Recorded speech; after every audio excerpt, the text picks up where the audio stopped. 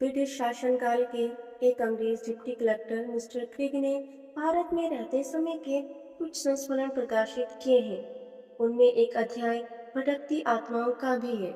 जिस घटना का उल्लेख उन्होंने किया है, उसकी भूमिका में लिखा है कि यदि यह मुकदमा मेरे सामने न होता, तो मैं इस घटना पर कभी विश्वास नहीं करता, क्योंकि भूत प्रेत के अस्तित्व पर इससे पहले मैंने कभी विश्वास किया ही नहीं। घटनाक्रम का सार संक्षेप इस प्रकार है। घटना जनवरी 1937 की है। भारत में उस समय ब्रिटिश शासन था। सरकार के भारतीय अधिकारी श्री रामास्वामी स्थानांतरित होकर शिमला आए थे। जो बंगला उन्हें रहने के लिए मिला था, उसमें प्रथम रात्रि को एक महिला की छाया दिखाई दी। साथ ही कुछ घंटों की आवाज सुनाई दी। इस आवाज को सुनते ही श्री रामास्वामी ने भयभीत होकर दूसरे ही दिन वह बंगला छोड़ दिया। श्री रामास्वामी के बंगला छोड़ देने के बाद वह बंगला एक दूसरे मुस्लिम भारतीय अधिकारी को अलॉट कर दिया गया। जब ये अधिकारी उस बंगले में रहने गए, तो पहले ही दिन ठीक आधी रात के समय एक सफेद पोश महिला दिखाई दी। जहांगीरी घंटों की आवाज उसके आने के साथ बंगले में गूंज उठी। महिला की सिसकियां स्पष्ट रूप से सुनाई पड़ रही थीं। मुस्लिम अधिकारी उसी समय चीत्कार करते हुए बंगला छोड़कर भागे तथा उक्त आश्चर्यजनक घटना की सूचना पुलिस तथा उच्च अधिकारियों को दी। सूचना के उपरांत एक पुलिस इंस्पेक्टर ने कुछ सिपाहियों के साथ उस बंगले में पड़ाव डाला। रात के ठीक 12 बजे वही सफेद पोश महिला ऊंची एड़ी की चप्पलें पहने दिखाई दी। पुलिस इंस्पेक्टर ने रिवॉल्वर से लगातार 5-6 गोलियां उस पर चलाई, किंतु उस पर कोई प्रभाव न पड़ा। पहले सिसकियां तथा फिर ठहाका मारकर हंसने की आवाज तथा बाद में जहांगीरी घंटों की आवाज सुनते ही इंस्पेक्टर के होश हवास उड़ गए। पसीने से लथपथ इंस्पेक्टर तथा सिपाही उस बंगले से निकलकर भाग खड़े हुए।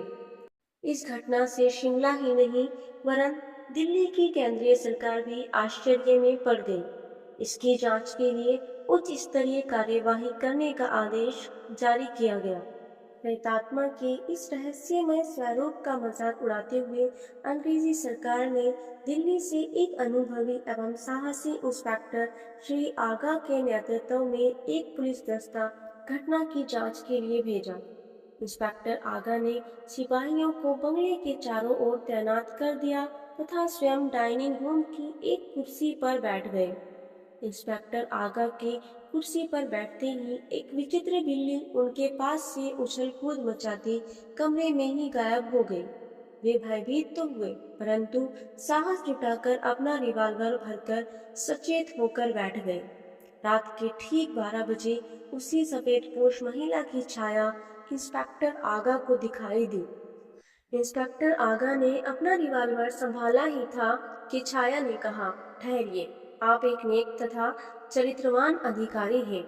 मुझ अबला पर बिना किसी कारण क्रोध क्यों करते हैं? वैसे आपका रिवॉल्वर मेरा कुछ नहीं बिगाड़ सकता है। यह सुनकर इंस्पेक्टर आगा सहम गए तथा नम्रता से बोले, आप कौन हैं?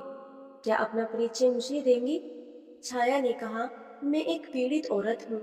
क्या आप मेरी पीड़ा दूर करने में मदद कर सकेंगे? यदि आप वादा करते हैं, तो मैं आपको एक बहुत बड़ा रहस्य बताऊंगी। इंस्पेक्टर आगा ने तुरंत कहा, मैं आपसे वादा करता हूँ, मैं आपकी पूरी मदद करने की कोशिश करूंगा। आश्वासन पाकर छाया ने अपनी दुख भरी कहानी कहना प्रारंभ की। मैं एक पहाड़ी लड़की थी। शादी से पहले मेरा नाम आवेरी था। मेरी माँ वेश्या का धंधा करती थी। मेरी सुंदरता को देखकर शिमला के तत्कालीन पादरी मिस्टर आइजिक मेरी ओर आकर्षित होने लगे। आइजिक तथा मेरी दोस्ती धीरे धीरे प्यार में बदल गई। माँ के विरोध के बावजूद भी मैंने तथा आइजिक ने कोर्ट मैरिज कर ली। आइजिक को भी अपने माता पिता का विरोध सहना पड़ा। यह बंगला उस समय आइजिक का ही था तथा हम दोनों इसी में रहते थे। मेरी माँ मुझे भी वैश्या के रूप में देखना चाहती थी, किंतु मैंने वैसा नहीं करने का संकल्प कर लिया था। इंस्पेक्टर आगा ने पूछा, फिर आगे क्या हुआ? छाया ने कहा, कुछ दिनों बाद मैं गर्भवती हो गई तो मेरी माँ ने आइजिक से संबंध विच्छेद करने के लिए मुझ पर दबाव डाला, क्योंकि उसकी नज़र में पैसों का महत्व अधिक था तथा मुझे प्रेम महत्वपूर्ण जान पड़ा। मैंने माँ की बात को नहीं माना। इसी दरमियान आइजिक के पिता का तार आया, जिसमें उसे तुरंत बुलाया गया था। आइजिक ने मुझे बताया कि अगर वह नहीं गया तो उसके पिता की लाखों की संपत्ति उसके हाथों से निकल जाएगी। मैंने उसे प्रसन्नतापूर्वक विदा किया तथा बंगले में अकेली रहने लगी। लगभग 2 महीने बाद आइजिक वापस आया तथा प्रेम प्रदर्शित करते हुए चुंबन लेने के बहाने मेरे गले में रुमाल फंसाकर मेरी हत्या कर दी। इंस्पेक्टर आगा ने आश्चर्यचकित होकर पूछा, आगे क्या हुआ बताओ? छाया ने कहा, हाँ सुनिए, मेरी लाश पीछे वाले कमरे के बीचों बीच गड़ी है। पलस्तर उखाड़ने पर एक पत्थर के नीचे मेरे शव के अवशिष्ट भाग अब भी मिल जाएंगे। आइजिक का रुमाल तथा जेब का कुछ सामान भी उसी में पड़े मिल जाएंगे। इंस्पेक्टर साहब, मैं चाहती हूँ कि आइजिक पर मुकदमा चलाकर उसे प्राणदंड दिलाया जाए। इस संबंध में मैं आपकी हर संभव सहायता करूंगी। इतना कहकर वह छाया गायब हो गई। इंस्पेक्टर आगा ने आवेरी के पूरे कथनों को नोट कर लिया तथा अपने उच्च अधिकारियों को इस घटना से अवगत करवाया। फौरन इस बात की सत्यता का पता लगाने के लिए एक मजिस्ट्रेट के समक्ष उस कमरे की खुदाई की गई। एक महिला के शव के साथ एक रुमाल तथा अन्य सामान भी मिला। इतना प्रमाण मिलने पर आइजिक के विरुद्ध हत्या का मुकदमा दायर करा दिया गया।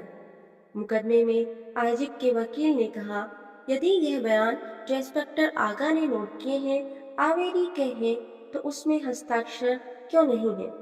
इंस्पेक्टर आगा ने समय मांगा तथा दूसरे दिन उसी बंगले में आवेरी की छाया की प्रतीक्षा करने लगा।